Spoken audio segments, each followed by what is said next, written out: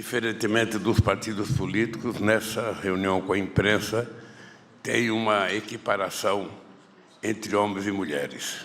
Equidade. Eu estou achando que tem mais homens do que mulheres ainda. Mas, de qualquer forma, já tem muitas mulheres. Bem, meus companheiros e companheiras, o objetivo dessa conversa é uma apresentação do governo para a imprensa que faz a cobertura da Presidência da República aqui dentro do Palácio. Faz 12 anos que eu deixei a presidência. Estou de volta, eu acredito, mais experiente, mais maduro, mais consciente do que tem que acontecer nesse país. E vocês sabem que nós estamos apenas há 12 dias hoje, está completando 12 dias que estamos no governo. Nós nem ainda terminamos de montar o governo, porque até agora foram indicados pouca gente.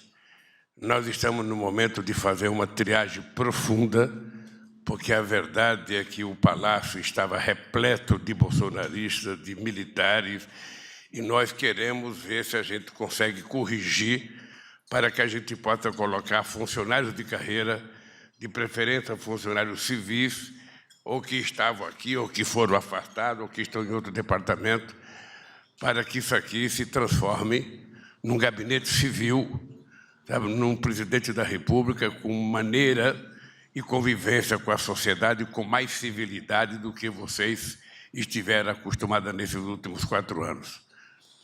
Nós estamos num momento em que estamos conversando com os ministros que pode oferecer proposta de trabalho imediata. Por exemplo, eu fiz reuniões com a ministra da Saúde, porque nós já podemos apresentar em poucos dias uma nova política de vacinação nesse país. Nós já podemos apresentar a recuperação da farmácia popular, nós já podemos apresentar de volta o programa Brasil Sorridente, nós já poderemos apresentar algumas coisas na área da saúde que estavam paralisadas há muito tempo. Eu já fiz reunião com os companheiros ministros que tratam da questão do desenvolvimento e política social, o companheiro Wellington, também já está preparando coisas para que a gente possa apresentar ainda esse mês. Eu fiz reunião, vou fazer hoje reunião com o Ministério da Cidade, vou fazer reunião com o Ministério do Transporte, porque também eles têm coisa para apresentar e a gente, então, vai começar, a partir desse mês, viajar ao Brasil para anunciar algumas coisas, retomada de obras que estavam paralisadas há 4 anos, há 5 anos, há 6 anos, há 7 anos. Tem muita coisa paralisada, são quase 14 mil obras. Só na educação são quase 4 mil obras de coisas que estão paralisadas, que vai de creche a Instituto Federal. E nós, então, vamos tentar pegar essas obras que já têm projeto, que já foram aprovados, sabe, a questão ambiental, e essa obra que já está, às vezes, mais da metade construída, nós vamos começar imediatamente a retomar essa obra para que o governo comece a funcionar muito rapidamente. Isso vai valer para o Ministério do Transporte também, porque tem muitas rodovias no Brasil totalmente esburacadas, é preciso começar um processo de recuperação.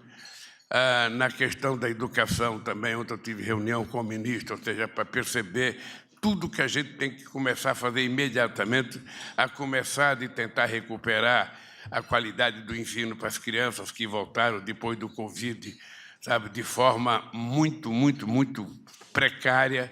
Nós vamos ter um trabalho imenso para recuperar a capacidade de aprendizado dessas crianças. Então, em cada área, nós vamos tentar começar a trabalhar imediatamente, mesmo com esse processo de montagem do governo, porque ainda nós temos que discutir, sabe, todo o segundo escalão do governo, nós temos que discutir as empresas públicas, nós temos que discutir os conselhos, e tudo isso a gente vai fazer com muito tempo, com muita tranquilidade, para que a gente não possa e não precise cometer nenhum erro. Vocês sabem que nós estamos vivendo um momento sui generis nesse país. Eu e a Janja ainda não temos casa para morar. Quando eu ganhei as eleições em 2003, o Fernando Henrique Cardoso me fez a gentileza de permitir que eu ficasse quase 40 dias na Igreja do Torto, até tomar posse, então, ir para o Palácio do Alvorada. Agora não foi possível, porque o Guedes estava morando na Igreja do Torto.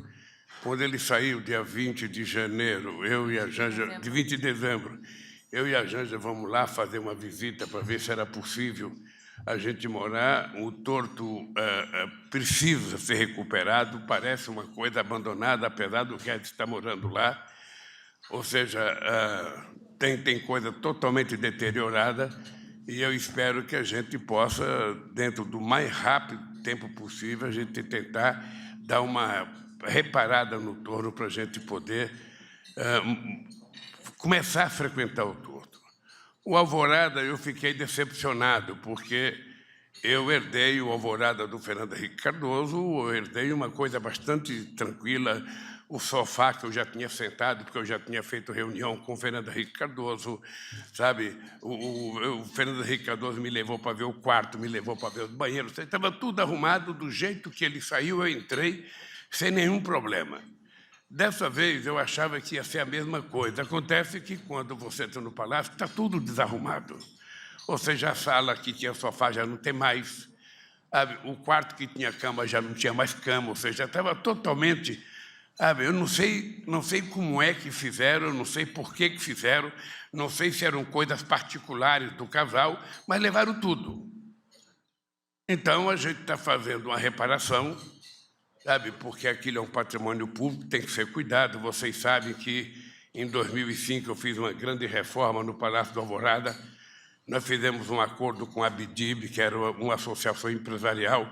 Eles fizeram gratuitamente a reforma do Palácio, sabe, entregaram. Oscar Niemeyer veio me visitar para ver a reforma que tinha sido feita.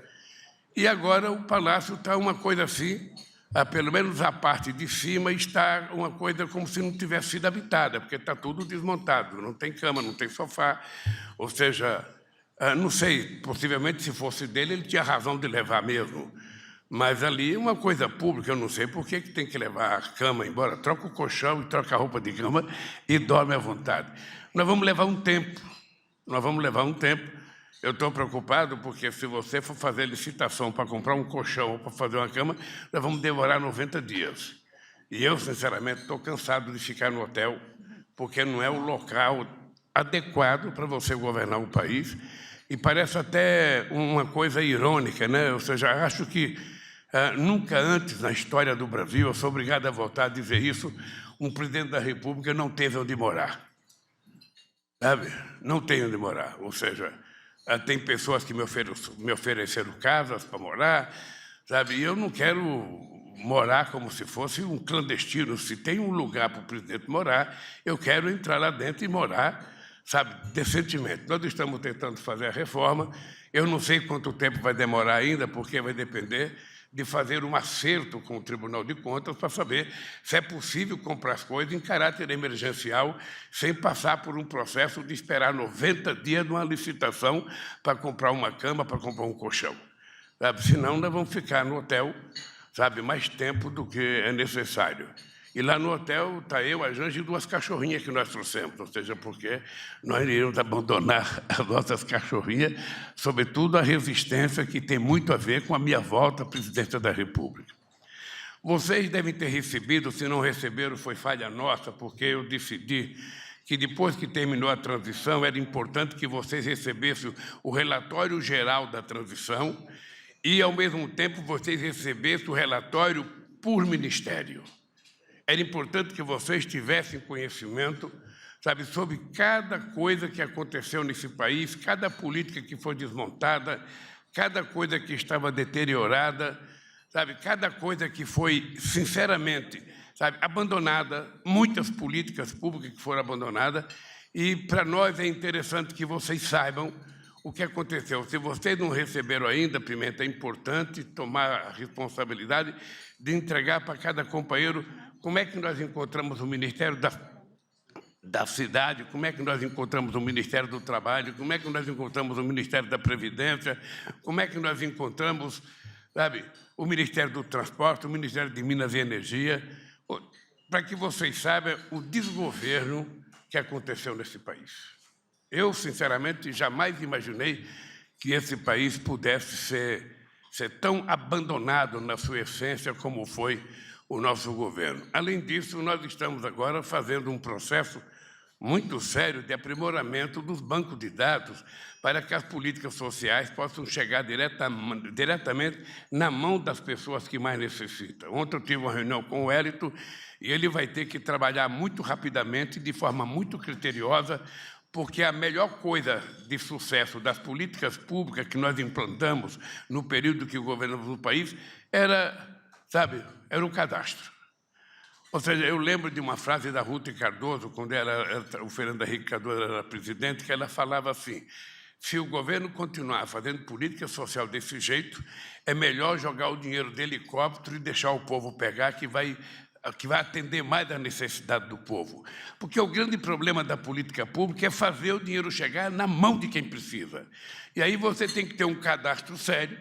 Esse cadastro não é controlado pelo governo, porque, no nosso caso, a pessoa que recebia um Bolsa Família não tinha contato com o governo, ou seja, não era o governo que cadastrava, era a prefeitura que cadastrava, com a fiscalização do Ministério Público, e essa pessoa ia na caixa, pegava o seu dinheiro sem saber, de conversar com qualquer vereador, com qualquer deputado, com qualquer gente da Presidência da República.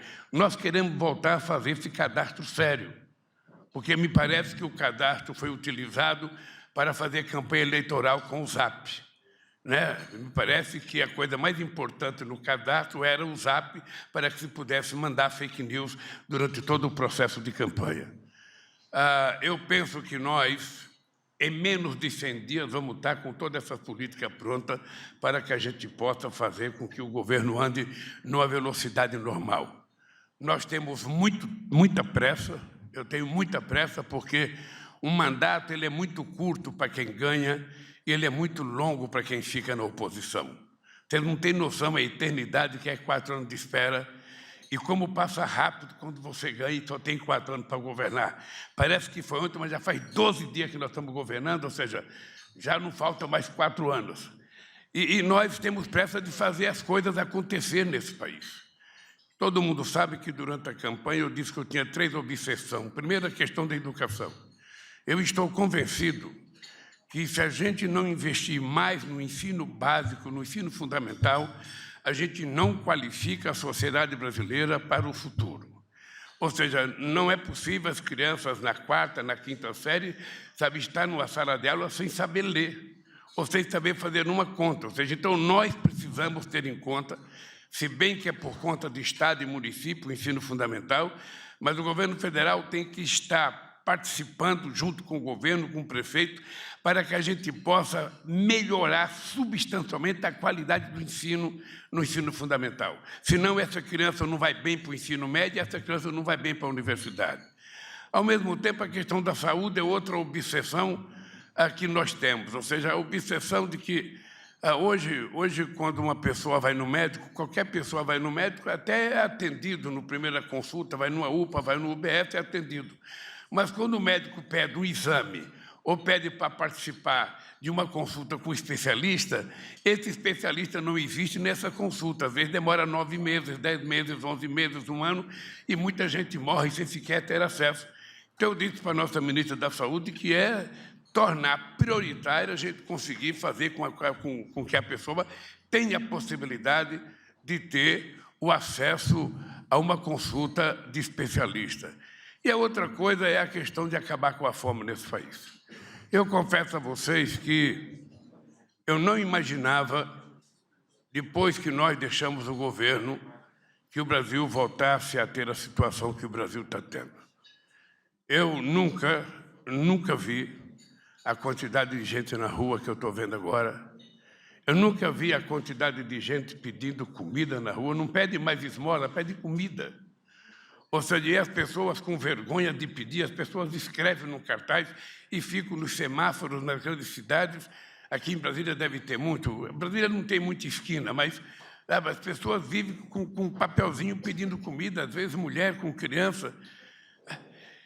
E só em São Paulo, me parece que já tem 40 mil moradores de ruas, ou seja, uma coisa que era impensável. Eu achei que a gente tinha terminado com isso, foi reconhecido pela ONU, e, lamentavelmente, o Brasil voltou à estaca zero. Ou seja, a irresponsabilidade da governança foi tão grande que as pessoas voltaram a pedir esmola outra vez, a pedir comida, e nós vamos resolver isso não com o Bolsa Família. O Bolsa Família, a seriedade do Bolsa Família era o cadastro e também as condicionantes. Você não pode dar dinheiro para uma pessoa sem ter algum compromisso da pessoa. E qual era a grandiosidade do Bolsa Família? Primeiro, a obrigatoriedade das crianças em idade escolar estarem na escola. Se elas não estiverem na escola, a mãe não recebe o Bolsa Família. A segunda condicionalidade era as vacinas. Tem que ter cartão de vacina e as pessoas têm que tomar as vacinas. É preciso que a gente convença a sociedade que ninguém vai virar jacaré, ninguém vai virar onça, ou seja, a vacina é para evitar que as pessoas morram ou tenham doenças, graves, quando a gente pode evitar. Então, o Bolsa Família exige que as crianças estejam vacinadas. E a terceira coisa importante é cuidar da gravidez das mulheres que estiverem grávidas. Ela tem que fazer todos os exames que a medicina exige que seja feito para que ela tenha um parto saudável e a criança possa nascer saudável. Por que nós colocamos criança até 6 anos de idade? É porque é exatamente nesse período em que a criança tem a formação, do seu cérebro, e se ela não comer as calorias e as proteínas necessárias, essa criança pode ter alguma sequela, e nós, então, achamos que nós temos que cuidar disso. E nós achamos que é obrigação do Estado assumir a responsabilidade, se é o Estado que é responsável por quase tudo que acontece nesse país. Tem muita gente que aprendeu a negar o Estado, tem muita gente que acha que tudo do Estado é ruim.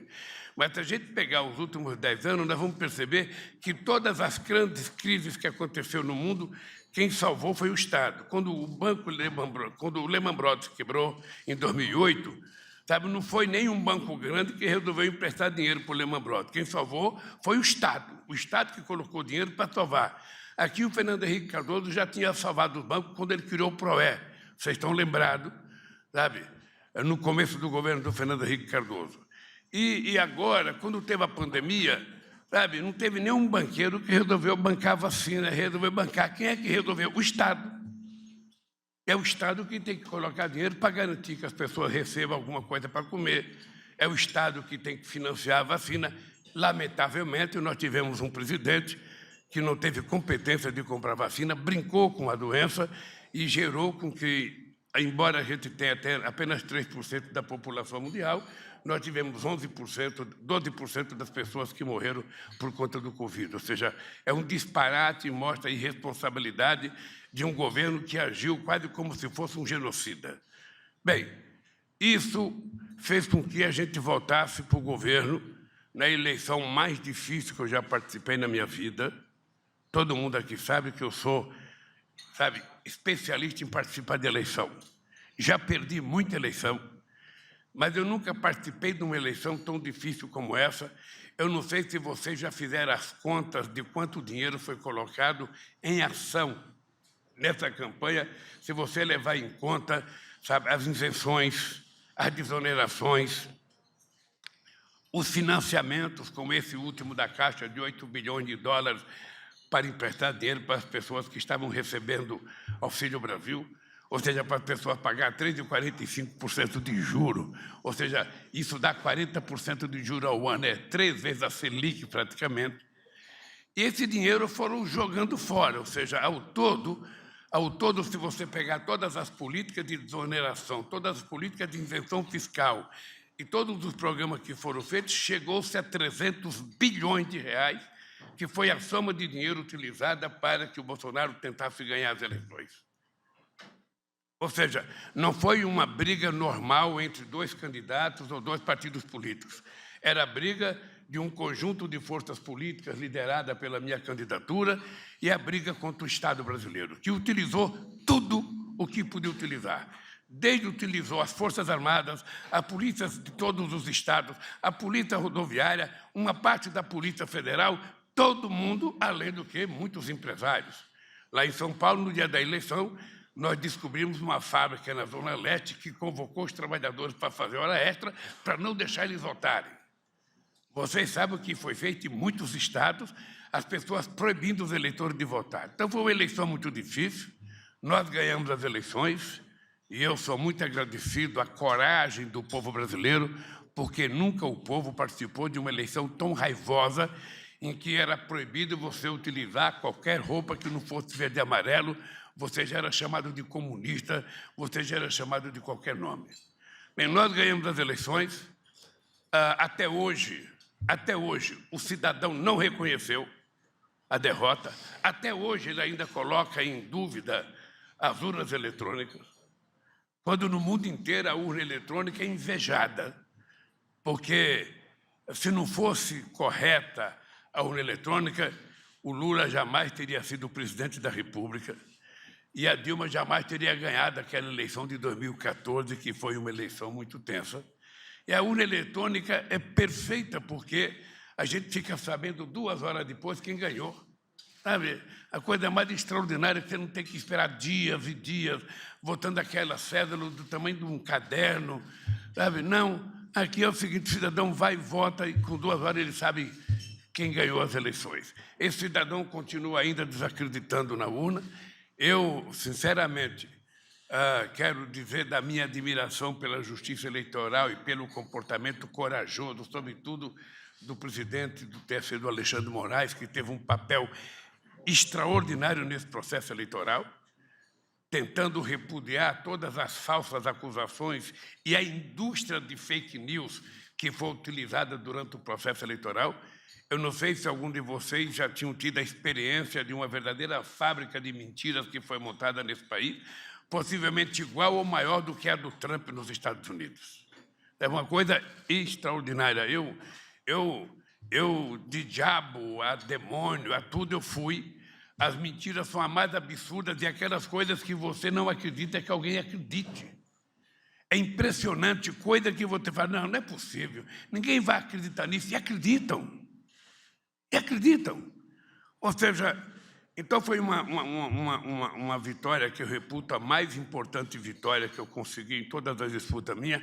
Aliás, eu acho que foi a eleição mais importante que esse país já teve depois da primeira eleição de 1989.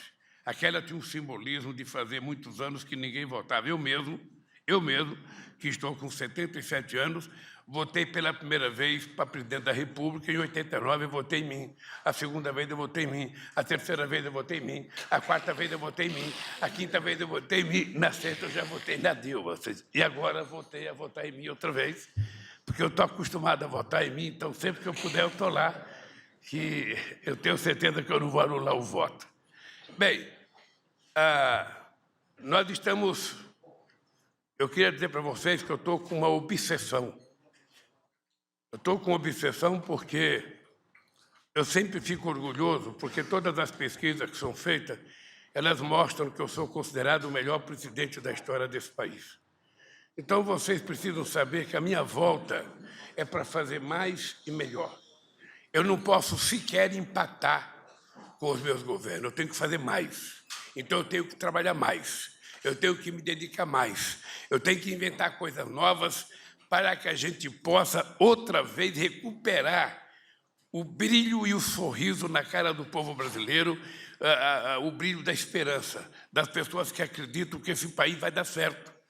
Eu tenho muito orgulho de ter chegado à 6ª economia do mundo, eu tenho muito orgulho desse país ser um grande protagonista internacional e fico muito feliz com a quantidade de telefonemas de presidente da República pela minha vitória aqui. Eu não sabia que o Brasil chamava tanta atenção e nós recebemos telefonemas de quase todos os países do mundo. E depois dessa estupidez que foi feita no último domingo, eu recebi outra vez uma quantidade de telefonemas de todos os presidentes do mundo, todo mundo preocupado com o processo democrático no Brasil. Para terminar, eu queria dizer para vocês o seguinte, eu ainda estava embevecido, sabe, com a festa da posse. Eu recebi um telefonema do escritor Fernando de Moraes, depois da posse, ele dizendo para mim, presidente, Eu, em 72, fui à posse do Perón, quando ele retornou ao governo da Argentina. E foi a posse mais extraordinária que eu vi, e eu não imaginava que alguém pudesse repetir.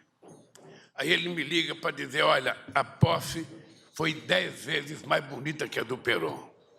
Ela não só foi bonita pela quantidade de gente, pelo simbolismo da alegria do pessoal, era quase como se as pessoas estivessem sendo libertadas de um pesadelo, como ela foi bonita pelo simbolismo do povo colocar a faixa no meu pescoço. Aquilo foi uma ideia, sabe, da Janja e das pessoas que cuidaram da posse, e foi uma ideia genial, porque ali tinha catadoras de papel, ali tinha índio, ali tinha aquele menino que estava lá, era filho de uma catadora de papel, tinha portador de deficiência, ou seja, a gente tentou mostrar ao povo. A única coisa que eu não queria era que o Bolsonaro me passasse a faixa. Era a única coisa que eu não queria, sabe? E ainda nós fizemos, sabe, tivemos o orgulho de levar a cachorrinha, de levar a resistência, que ela é o símbolo, aquela cachorrinha. Desde que eu fui para a Polícia Federal, ela apareceu lá, ela foi cuidada, ela dormia com vários companheiros que estavam lá. Foi um companheiro metalúrgico de São Bernardo, que trabalha em Ribeirão Pires, que começou a cuidar dela em primeiro lugar. Sabe, depois a Janja viu a cachorrinha, pegou a cachorrinha, levou no veterinário, descobriu que ela estava com problema, tratou da cachorrinha, levou para casa. Eu casei e adotei a cachorrinha, sabe? Adotei a outra cachorra também que a Janja tem. E eu fiquei pensando, era muito sintomático levar essa cachorrinha para a posse. Era muito, era que ela subisse a rampa comigo. Porque ela passou frio, ela passou fome, ela não passou porque o pessoal dava comida. Mas ela, sabe, viveu numa situação muito difícil. Então, eu falei, bom, é simbólico essa cachorrinha comigo, porque ela faz parte da minha vida agora, fez parte da minha prisão, fez parte da minha libertação, ou seja, fez parte da minha vitória, e, obviamente, que ela tem que fazer parte do meu governo agora. Então, gente, eu estava tão feliz com a minha posse, foi uma coisa tão extraordinária, tanta gente do exterior que veio, que eu jamais imaginei que uma semana depois iria acontecer o que aconteceu aqui. Se vocês perguntarem para mim, ô Lula, você sabia que ia acontecer o que ia acontecer? Eu não sabia. Não sabia e nem previa que ia acontecer, porque as informações que nós tínhamos e as fotografias que me mostravam era que os acampamentos estavam diminuindo. De que na sexta-feira o acampamento tinha no máximo 150 pessoas, com a perspectiva de na segunda-feira não ter mais. No sábado começou a chegar mais ônibus, e me disseram que os ônibus não iam conseguir entrar lá e que não ia permitir que mais gente entrasse lá. Ora, ninguém pode proibir as pessoas de fazerem passeata. Eu mesmo já vim a Brasília e já fiz dezenas de passeatas. Então, eu jamais poderia proibir que alguém fizesse uma passeata protestando contra o governo. Eu jamais. Mas não era uma passeata qualquer protestando contra o governo. Era uma passeata pedindo golpe. E eu fiz uma reunião com os comandantes das Forças Armadas, com o ministro Zé Múcio, com o GSI e com alguns ministros, tentando mostrar que, por menos do que isso, muita gente foi presa, foi torturada e muita gente morreu na década de 70. Eu lembrava as pessoas que a presidenta Dilma era, por menos do que isso, ela foi presa 3 anos e meio, ela tomou choque, onde vocês nem possam imaginar que a pessoa vai tomar choque, e tomou choque muito tempo, porque ela era contra a ditadura militar. Agora eles se manifestaram não contra uma ditadura, contra um governo eleito democraticamente pela maioria do povo brasileiro, e eles ficavam na porta do quartel gritando golpe, gritando golpe, gritando golpe, e ainda hoje, sabe, eu vi uma declaração esse dia do Bolsonaro, não sei se foi ontem, ele ainda não acredita no processo eleitoral. Ele ainda continua duvidando da urna eletrônica. Ou seja, é um cidadão que tem um problema de desequilíbrio mental. Um cidadão que foi eleito tantos anos pelo voto eletrônico e nunca questionou, ele agora que perdeu resolve questionar. Então, o que aconteceu foi um alerta muito grande, que nós temos que ter mais cuidado, nós temos que saber que a gente ganhou uma eleição, nós derrotamos o Bolsonaro, mas o bolsonarismo está aí. O bolsonarismo está aí, e o bolsonarismo fanático é uma coisa muito delicada, porque eles não respeitam ninguém, eles não respeitam gênero, não respeitam idade, não respeitam nada, eles se dão no direito de ofender todo mundo que não pensa igual a eles. Ainda ontem eu vi uma coisa na internet, o Cristiano Zanin no banheiro do aeroporto escovando o dente e um cidadão xingando ele, sabe, filmando ele, xingando, porque essa é lógica, sabe? Aí, aliás, eu queria alertar vocês, se aparecer alguém xingando vocês em algum lugar com o telefone, tira o telefone de vocês e começa a filmar ele. Porque ele xinga e filma, que é para poder colocar na rede. Nós temos que colocar a cara dele na rede, porque nós temos que pegar essa gente. Essa gente tem que ser presa. Essa gente não tem o direito constitucional de ficar ofendendo as pessoas na rua, provocando pessoas na rua, ou seja, como se fossem dono do espaço, como se fosse dono da verdade absoluta nesse país. Eu fiquei muito, sabe, raivoso com o que aconteceu. Eu estava em Araraquara fazendo uma visita por conta de um desastre que houve em Araraquara, uma chuva muito forte, que fez um buraco muito grande, uma cratera, e caiu uma família, 6 pessoas dentro do carro, caíram dentro do buraco e morreram todas as pessoas. E eu fui lá para dizer, não apenas da minha solidariedade, mas dizer que o governo federal vai ajudar o prefeito Edinho na reconstrução, o governo de São Paulo também vai ajudar. Quando eu me deparo, sabe, com a manifestação aqui na frente começando a invadir. Eu quero dizer para vocês que eu ainda não conversei com as pessoas a respeito disso. Eu estou esperando a poeira baixar.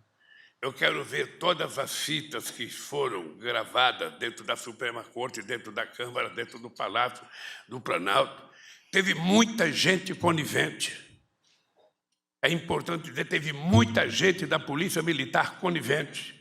Teve muita gente das Forças Armadas aqui dentro conivente. Eu estou convencido que a porta do Palácio do Planalto foi aberta para que gente entrasse, porque não tem porta quebrada na porta de entrada, ou seja, significa que alguém facilitou a entrada deles aqui.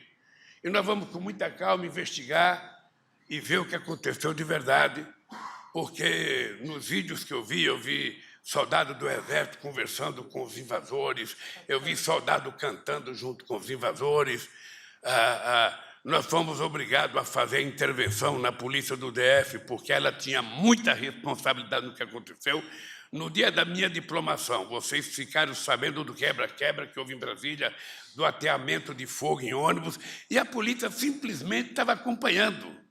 É como se tivesse tomando conta das pessoas que estavam tocando fogo em ônibus, depredando as coisas. Ou seja, então, a polícia, ou o comandante da polícia, nós tínhamos que fazer o decreto de intervenção. Eu fiz o decreto de intervenção. Ontem a Câmara e o Senado aprovaram a intervenção.